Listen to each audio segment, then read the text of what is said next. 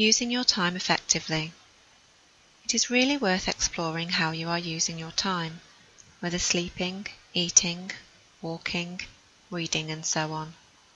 This use of time can provide useful clues to where potential stresses are located and where relaxation techniques can be used effectively. The sad reality is that most of us do not analyse how time is spent, and according to William Penn, philosopher and entrepreneur, 1644 to 1718, time is what we want most, but what we use worst. Familiar words and statements such as, I won't be able to go because I haven't got the time, or there simply aren't enough hours in the day, are as prevalent now as they probably were in Penn's day. Can you remember the last time you did something you really enjoyed, went away for the weekend, dumped all of your obligations and responsibilities? If you can, then great.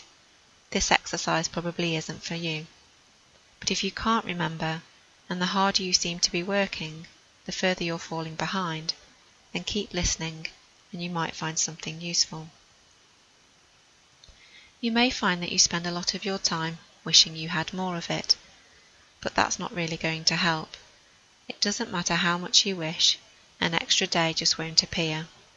What you need to do is take more control of the time you've got and use it in a more productive way.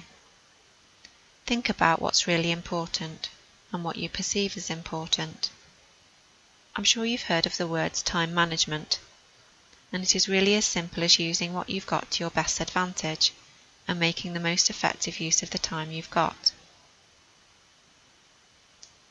This exercise that we're going to do here is extremely simple, and it might feel more like a time and motion study.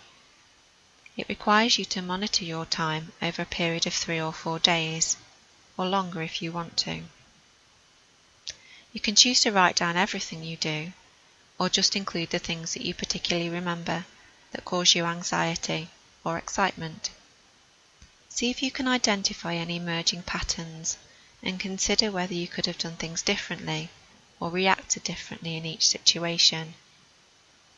Here's 2 very important questions to consider. Do you give yourself any time and space in your day? If not, when could you make the personal space? All you have to do for this exercise is note on day 1 what the time was, what the situation was, and how you were feeling. Aim to fill in your chart about 8 or 9 times a day. That way you'll have a really good measure of how you're spending your time. Repeat this exercise on day 2 and 3, and so on.